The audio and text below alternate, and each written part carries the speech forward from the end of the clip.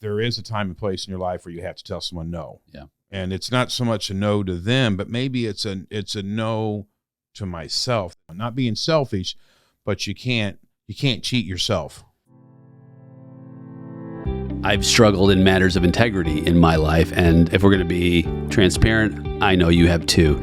So I've invited an expert, Charles Casey, in this area from the most unlikely of places, car sales, to share what real integrity looks like and how it manifests itself to exceed any expectations of an amazing experience. I can't wait for you to listen in. I'm Dr. Nate Sala, and this is A Call to Leadership.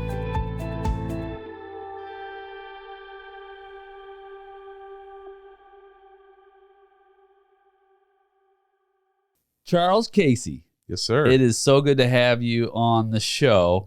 You know, we've been together for many, many years now along your journey as a person that has now become an entrepreneur, a business owner, so to speak, right? You've moved from W-2 being in car sales, and then you transitioned. And I love to hear the stories of how you moved and the challenges and the blessings along the way. Now, give us a little background of your history in, just your employment history. Were you always in car sales? Where'd you No, I've from? been in the restaurant business for some time, since I was 15, working for local places. I flipped burgers for Wendy's. I worked at International Raceway Park during the summer to kind of earn some money, and I really liked racing, so it was a double-ended profit, I guess you'd say, from that.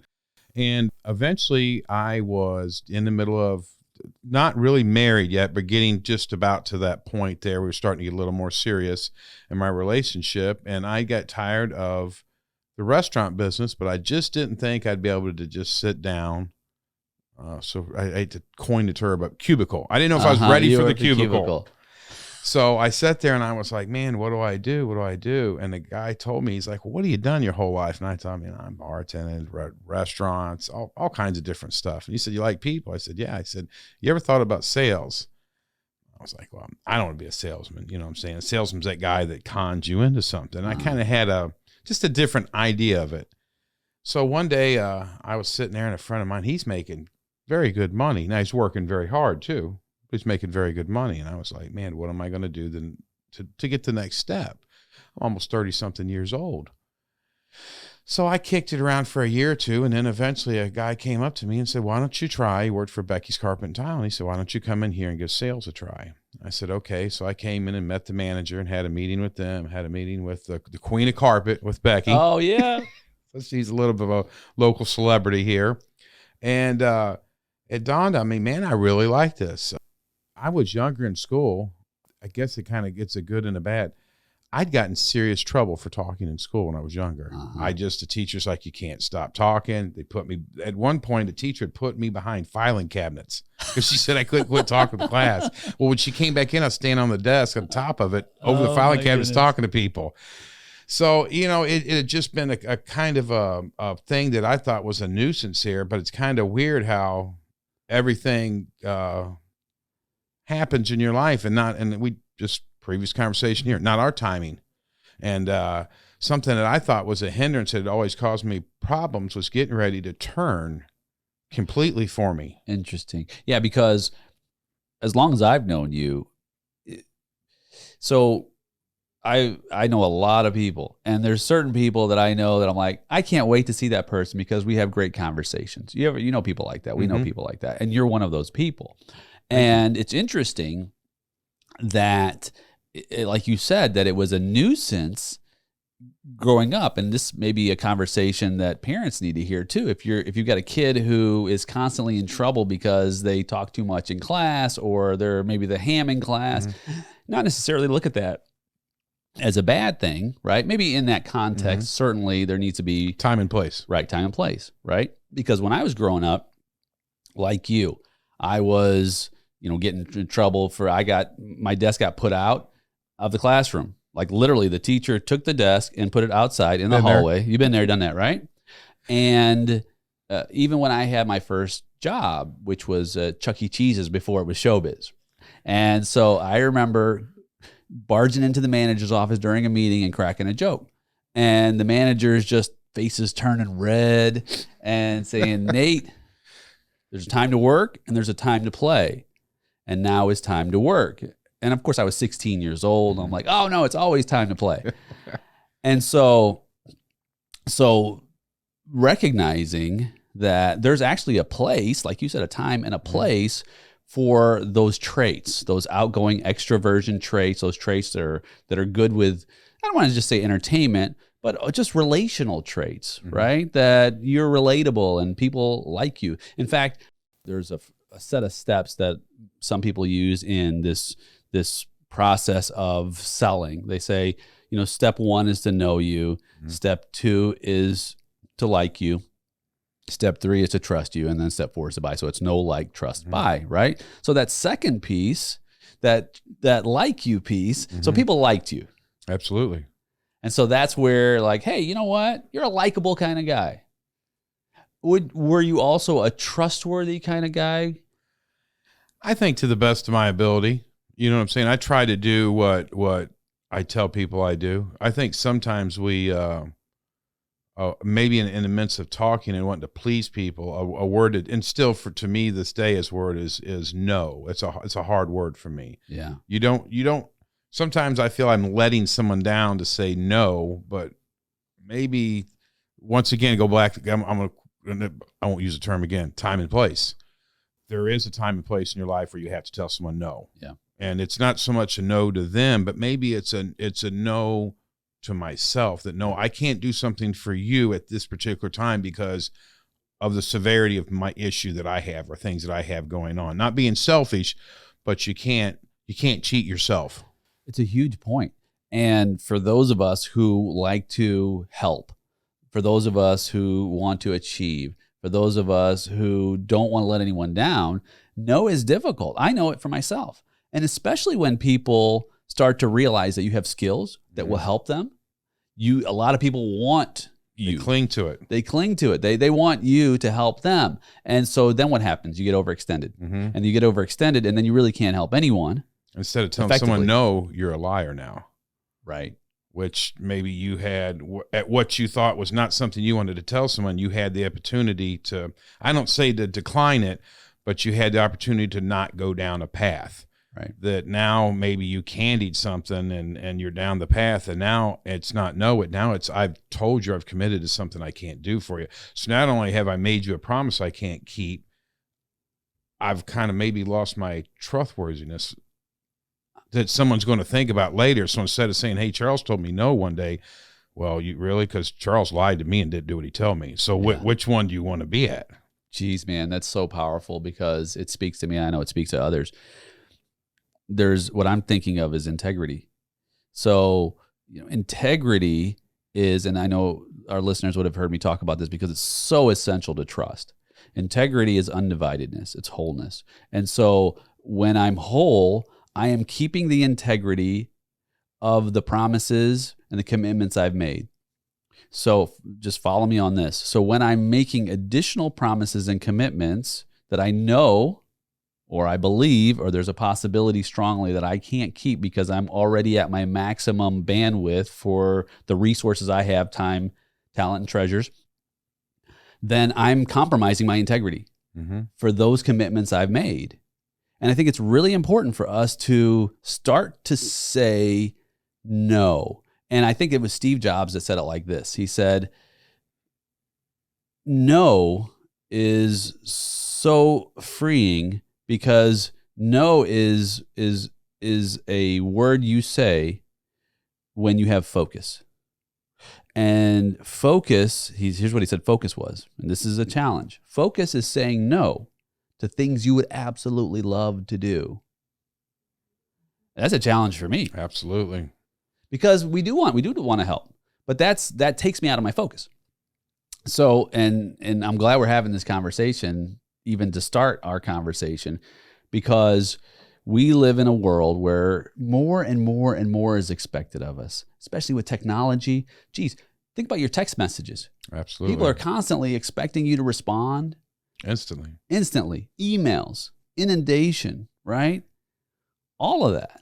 And so we've got to really start creating boundaries so that we can be true to what we know we can be committed to. I carry respect for people that maybe when I was younger that would make me mad, or at some point, and I use this term, what's the best way I can say, a little confused, but I do throw it out there. They're almost intimidating to me. And then later on, I ended up respecting the person. They were intimidating to me because I knew when I was coming to them to ask them something, as we are with anybody, there's a chance. You're a 50-50 chance you ask somebody something. You may know the history to kind of get an idea where that answer is going to lead, but the other one's always there. And sometimes when they said no, maybe that was the intimidating part. Maybe it's a part I didn't like because I was like, man, they turn me down. Nobody wants to be turned down. Nobody wants to hear no. But later on, you sit back and you look at that person, and if they did it with a word that we've used a lot today, love and integrity, you respect that person for standing their ground and making the right decision. It wasn't a decision you wanted, but you thought enough of that person that, you know what? It wasn't meant to be. It wasn't what they could do, or it wasn't something that was feasible. But you know what? Instead of lying or tickling my ears, they love me or thought enough about me to give me an honest answer to my face. It's a really good way to put it. And so even, and not that we owe anybody, but even an explanation. If you have trouble saying no, like myself, saying here's why this is a no, because I would let you down. Because I don't have the resources right now to do that. Or maybe this needs to be further out and say, well, I could help you, but it would be, 6 months from now or 3 months from now or whatever it is, or things like that. I think that then it frames a better picture. And like you said, maybe there's even greater respect. Absolutely. I think that that's an issue that in business we face, because we tend to sometimes overpromise and underdeliver because of that. Because we want to say yes to too many things. The O-Putt was when I first started the car business. I came in and they were like, man, what'd you O-Putt? You O-Putt, you O-Putt. I don't play. What do you mean O-Putt? Overpromise, underdeliver. And we had a thing in the car business, and my manager, who I have a lot of respect for, but at the time, when you have a mentor, it is a building you up sometimes, but sometimes it's tearing you down. Our preacher said something this weekend. If you can't be broken down, you can't be used, because you're not going to be learnable. Until you take your pride and yourself out of it, you're not going to listen dedicated enough to what someone else tells you. So most parts, people have to be broken. The military breaks you down. Any job, they break you down, and they don't want you to learn your way. They want you to learn their way. And kind of my spin in this is that when you're dealing with something like that, or you're kind of thinking that, man, what am I going to do? Because I went so far backwards, or I'm broken down, but I'm not. I'm going to be. It just wasn't that time, I got respect for that person because I thought enough of them. Because later on, it probably is going to be a yes, but I'm not at that point. I'm not ready. The situation wasn't right. We talked about this a minute ago. Something that you hoped to happen so bad didn't happen, and now you sit back. Everybody's got the story. If I'd have left for work 5 minutes earlier, I'd have been in that accident. If I didn't cancel that plane trip, this and this happened. And sometimes when we sit back at the further end of business or everything, you realize some decisions I made last year that I did not think were that good. When I sat back and got the outside the box picture, and I couldn't just look at the road in front of me, I looked at the journey. Wow. What would I have done if that didn't happen? Where would I have been if this didn't happen? I'm sure anybody that's successful took a chance in life that someone else wasn't willing to take. They were disciplined enough to say, I'm going to do this different than what someone else does because I see a bigger picture to it. Yeah. Wow. O-Putt. I didn't even know that was a thing. I like that. O-Putt. So over-promising, under-delivering. We know we do it, especially maybe when we're new and we're just trying to, get going in business. And I think people do it throughout, and maybe they get to a habit of it. Did you suffer from that, or did you overcome it, or were you always like, no, I'm gonna shoot him straight? I did a lot of it, and so much of it because And it happens when you're sitting there and someone's asking you questions and they're buying or doing something from you. You want to be the yes guy. Yeah. Because at some point you might get a no or two in there, but if you're not, if you don't have what they're looking for, eventually your no is going to turn into where we at. So it got to be where at the end of some things that people would ask me, you call it one more thing. Hey, let me get one more thing. Hey, can I get one more thing?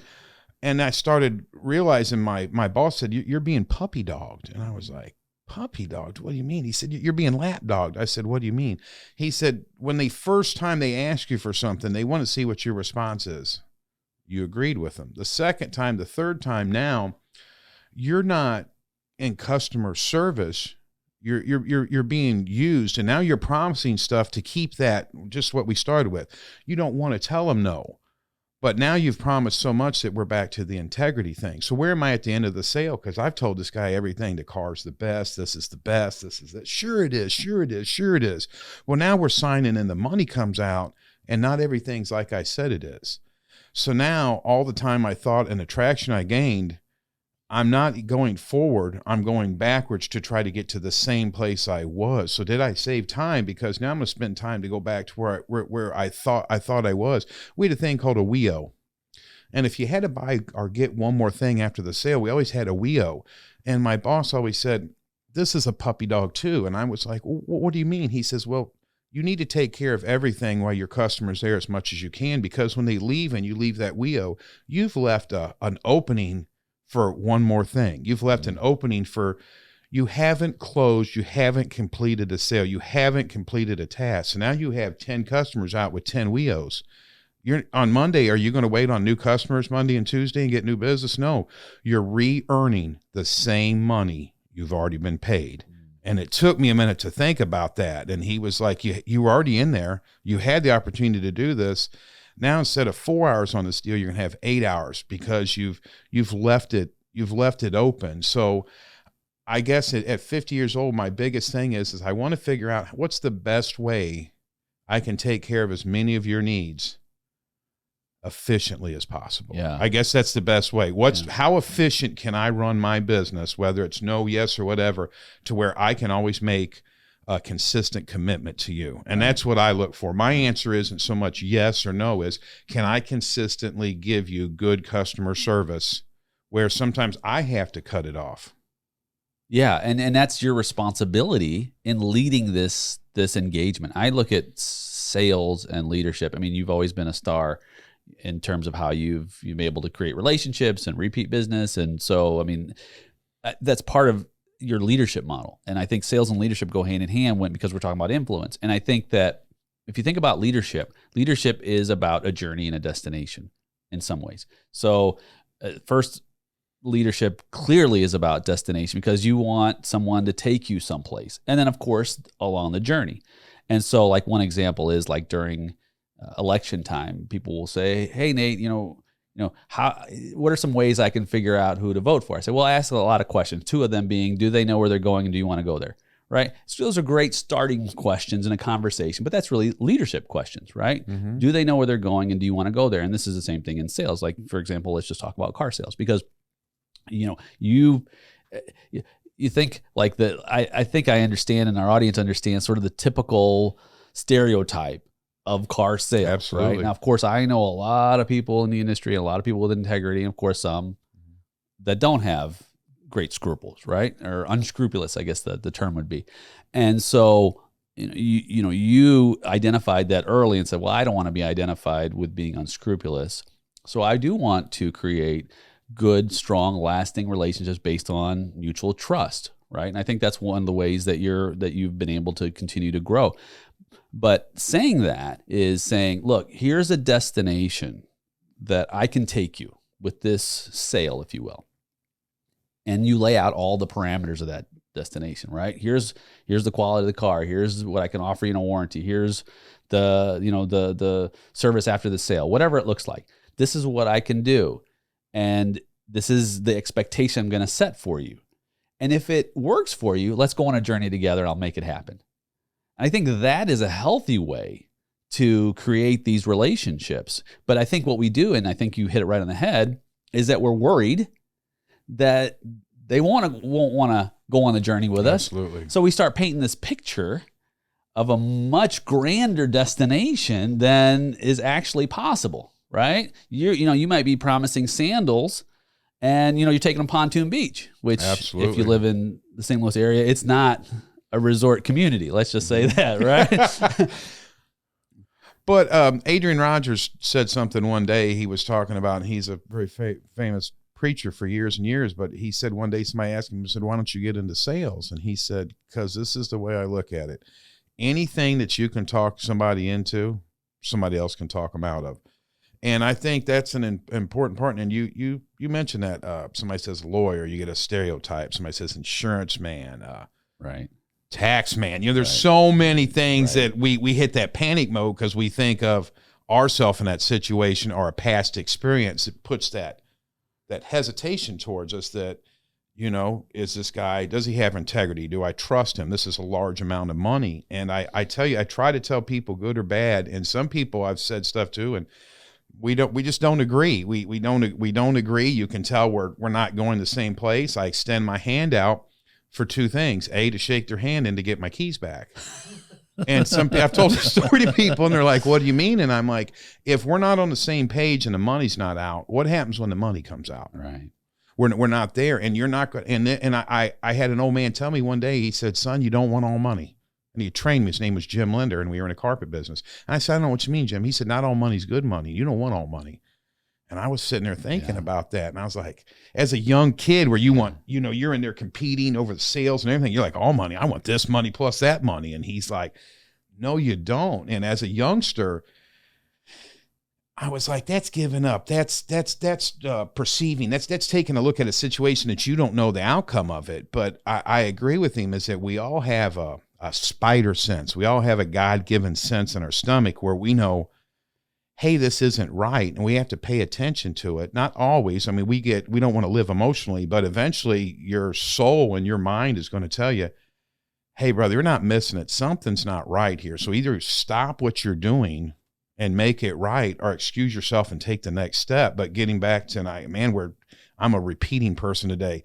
But integrity, and I think that's the number. If I could put one thing in sales that I think is the number one thing that's going to make you or break you, it's going to be your integrity. It's going to be how you treat people. 20 years ago, you could turn and burn business. You got a camera, a cell phone, and information at your fingertips. You're not turning or burning anybody anymore. There's none of that anymore. You're going to be held to your peers, and you're going to be held to what happens instantaneous. So if I can't sell every car, I'd go home beating myself up, but it's okay. Yeah. It's okay if the stock trade you did today didn't go the way, if your biggest adventure this week in business didn't go the way you truly think it is, maybe it's time for a sabbatical. Maybe it's time to step back. Maybe it's time to reinvent what you did and quit sitting in a corner and beating yourself up, and maybe step back and say, hey, did I miss something? We hate to say that. Is this something I wasn't supposed to do or something? Because nobody wants to give up. Nobody wants to admit failure, but we all have to, as we grow older, we have to get that clipping, that kind of discipline. Yeah. Of what are we really going to do? Well, that's a huge challenge. And I think that the statement you make about being held accountable by the marketplace it's true. And now more than ever, it's instantaneous. And it's not that we don't have missteps, because we do. In fact, I've been in business 27 years in accounting and advisory, and almost all of our reviews are 5-star reviews, but every so often we miss it. In fact, not several months ago, I had a client who there was an error, and I thought we had worked it out with the spouse. And then a review comes up, a negative review by the other spouse who has been a client for so many years. And it was really sad. Like they were sad that we didn't make it right, is basically. Mm-hmm. And I didn't know that this was going on in the background. And my response to the review was like, hey, I'm so sorry we missed the mark here. And thank you for the feedback. It helps me and my team to do better, because clearly, and of course it was isolated, but still, clearly we missed it here. and we want to get better. We always want to improve. A rocket loses fuel eventually. Right. Right. It's got to come back to the ground. It's got to be maintenance. It's got to be refueled, and it's got to have another plan. Yeah, that's right. That's a good way to put it. And so it's not that you're not going to have missteps. It's really, what do I do when I have a misstep, right? First, you validate, okay, this was real. And honestly, what it did for me was it reminded me, you can't just speak with one spouse if you have two people in this sort of business relationship. Now, some people would argue and say, hey, you're overthinking it.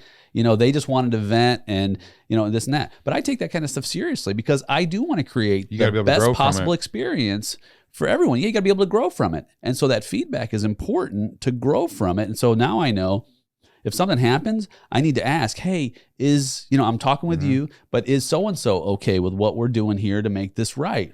And so, of course, your significant other, if it's two people in this, like, for example, if two people came and bought a car from you, right? And one was unhappy and you said you make it right. Well, hey, look, so-and-so's, your spouse is on this title too. Are they happy with how we're fixing this? Because it's going to come out eventually.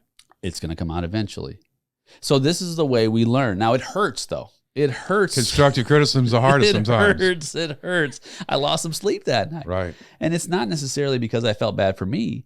I felt bad because, wow, I didn't handle this in a way that this person would have made them happy, because at the time I didn't have enough information because I hadn't dealt with this kind of an issue before to where it happened in this exact way, right? But that's growth. That's growth, because in business, you're always going to face a new challenge. The biggest, loudest thing on my body is my mouth, and eventually, sometimes, as much as it makes us money, sometimes we gotta listen. And sometimes my wife gets on me all the time because she's like, those people said something to you, and I don't think you were listening. And I was, but they weren't on the path that I was on. That's not right. I wasn't. A good friend of mine died 2 years ago, and I swore he could sell a red popsicle to a lady in white gloves in the desert. I mean, he could always be where his client was, and he was the master at it. When he came in, if his client was up in the air, he rode right underneath them. If they were down here, not next to them, not above them, but just right underneath of them. And he knew how to work with someone, and there'd be, because we all have people, we just there's some type of what's the word? Just everybody's got a different. I don't know how to put this. You're not going to get along with everybody. Some people run a different road. You're just not going to get together. But man, this guy could really. You'd have people come in and they'd be so mad, and I'd be like, yeah, wait till you get down there with this guy. And he'd be down there, and you'd be like, yep, here it goes. It ain't going to get it. Ain't going to get it. And you'd turn around, and you'd look over, and you'd see it resonate in the customer's head. They stepped back.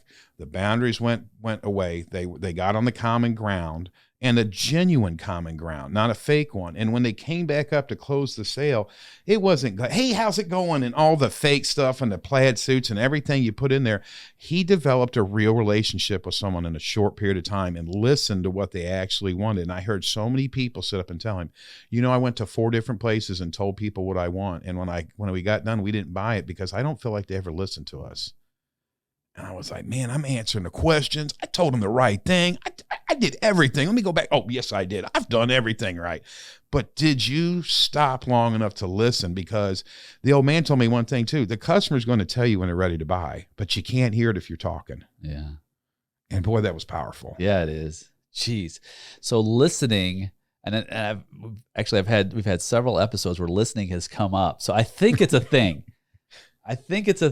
And so even talking about servant leadership as a model for leadership, listening and then empathy are 2 of the key elements of it, and then a number of other ones. But they go hand in hand, right? Because when someone is coming to you for business, generally all business is problem solving.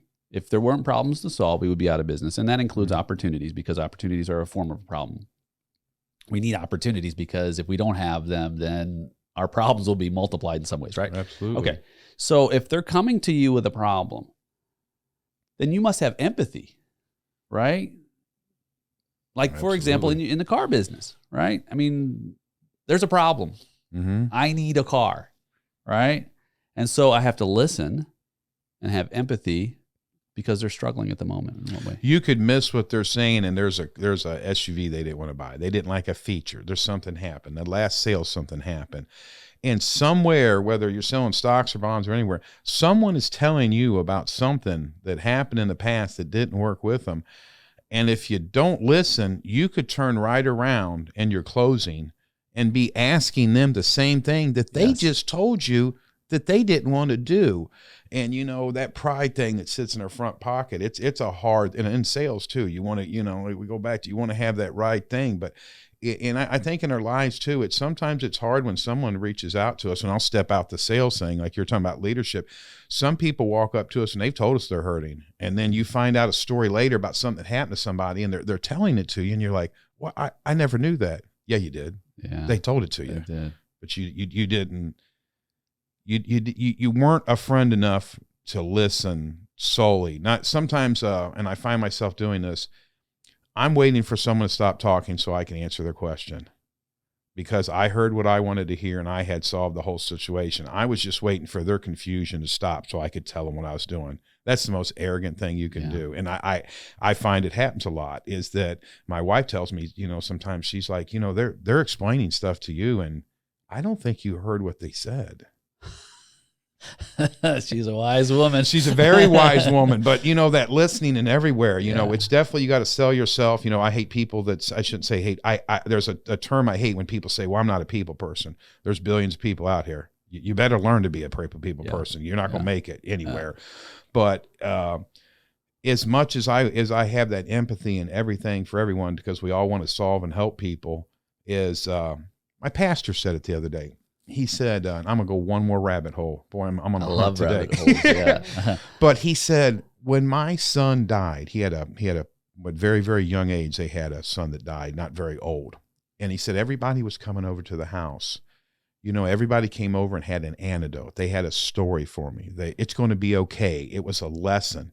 He said, I didn't want a lesson. I didn't want a story. I knew we eventually were going to be okay. I knew this was natural. I knew all that, but the situation and where his heart was couldn't change how he felt. No matter all the knowledge in the world, couldn't change the feelings at that time. He said, there's people that came over and sat with me, cried with me, just prayed with me. I didn't get any money. I didn't get a gift. I didn't get advice. I didn't do nothing. They just shared in my grief with me. And he said, you know what? Those people meant more to me than anybody else that showed up at my house. And man, that's strong. Yeah. You know? Yeah. That's strong. Sometimes the problem isn't, can you fix it? Sometimes it's just bearing your grief with you. Mm-hmm. Even in a business environment. That's, of course, certainly that's. Some people just want to vent to you. They want to tell you what happened in the last story. They weren't looking for advice or nothing. They just want to tell you, hey, Nate, you know why I'm here today? This is why I'm here. Yeah. And they just want you to listen to what they're saying. That's a hard thing. As I turned 50 this year, you know, that's a hard thing. Is I want to define and I want to answer everybody's question, but I'm going back to, did I hear the question? Do I understand the question? Yeah. Wow.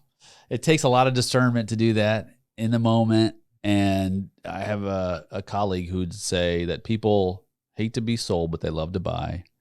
And so you think of your model, and I think this is probably speaking to both of us and others right now, is just we dig into, you know, what does it really mean to listen?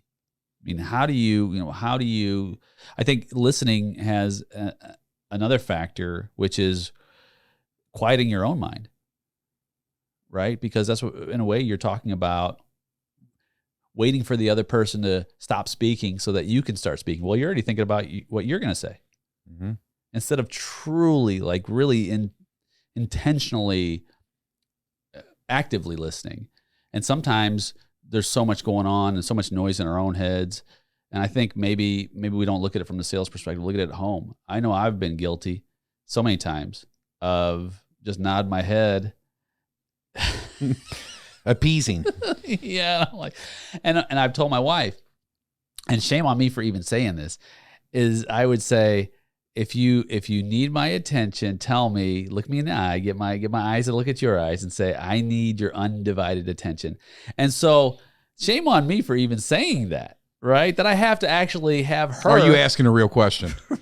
You're almost boldly saying that. So are you asking a tangible question or talking? Yeah, exactly. Like some of the things you say, I don't really need to hear. Yes. Which is terrible. Right. In and of itself.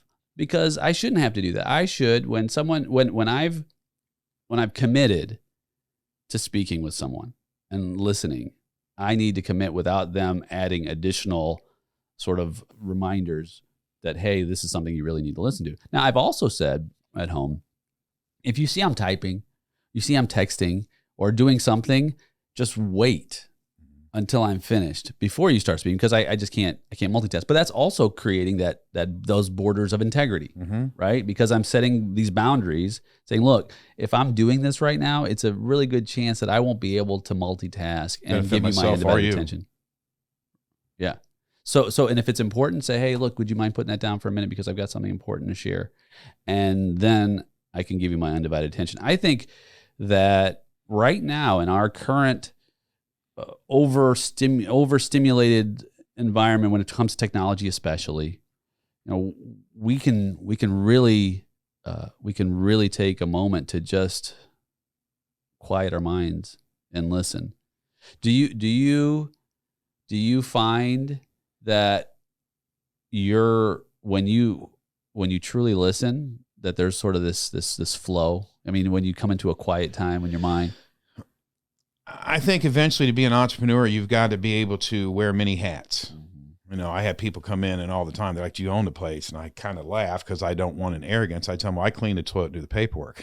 It kind of clears the room. It settles the deal. But I really think that there is multiple things that you're going to do to where sometimes we can freehand, we can run by the seat of our pants for a week. You're spontaneous, you come up with the right ideas, you're bright, you can think on your feet very quickly, which I think to be an entrepreneur, you have to be able to think on your feet, because you can't predict what's going to come. It's things are going to get thrown at you from all different kind of angles. And as being a leader is not the problems, is what you do with the problems. How did you handle the problems?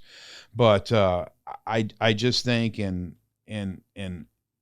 and all that is the main thing that I think is, can I be a problem solver, or can I be a friend to someone when I sell them something? I can be a friend to them, but I can't be a problem solver. I can't sell somebody something and tell them this car is never going to have problems. I can't say you're going to spend money, you're never going to have issues. I can't do that, but I can sit and define people's questions. Does this car have that feature? If I buy this car at 48 months versus 62 months, what's the difference here? And that's where I don't really want to sell people something. I just want to be there as a resource. When you come in, you're going to have questions. I'm not a carpenter because I'm not good at it. I'm not a plumber because I'm not good at it. So when I go to see a professional, it's because I don't know everything that's going on there. I count on them to do it. But the professionals that help me the most are ones that listen to me and solve my problems by doing that. So I'm trying to get to where when people come in, am I selling them a car, or am I listening to a need that someone has and putting the best solution possible? Not my solution or their solution, but a sum of everything that's involved in that to where it's beneficial, because a deal is a deal when it's beneficial to both people. Yeah. Yeah. So so when you transitioned from being employed, getting a paycheck, to going out on your own, you went from leaving problems at the dealership to taking problems home with you at night. Absolutely. What kind of recommendations do you have for someone who is on the cusp, thinking they can possibly go out on their own? Or maybe I should phrase it in a way, what were you thinking? A lot of people that and I didn't go to college. I had issues with school, and I was like, oh, college is the last thing on my mind. Well, procrastination is the mother of all inventions. I never got back into it, and we all will suffer. You'll grow skills later and learn how, dog has 3 legs. He's eventually going to learn how to walk on 3 legs. He's going to live through it and find out, the do's and the don'ts, and he may be better on 3 legs, but I didn't have the time management skills that college kind of professes for you. That's me. I think number one thing in college is teaching people is time management. Is you got 6 things to do. How am I going to get them all done? They're not possible, but college teaches you they are possible, because you've got to break the big problems down. And I think anybody that's going into being self-employed, that's the biggest thing, is you don't have a manager telling you, Nate, you need to be here at 9. Nate, did you do this? Nate, did you call your customers? Nate, you, if it's meant to be, it's up to me. And I think the biggest thing that I tell people is, you've got to be able to manage yourself more than people, money, or your business. You've got to be able to manage your time. And when you can manage your time, you will be the sharpest, most effective person you can. Because when you're that W-2, you're looking for 5 o'clock. 5 o'clock, I'm going to go home. When you're not W-2, it's not 5 o'clock. There is no time. You're thinking of, when am I going to get this done? Because it's not over at 5. It's all up to me. I don't have an HR department. I don't have this department.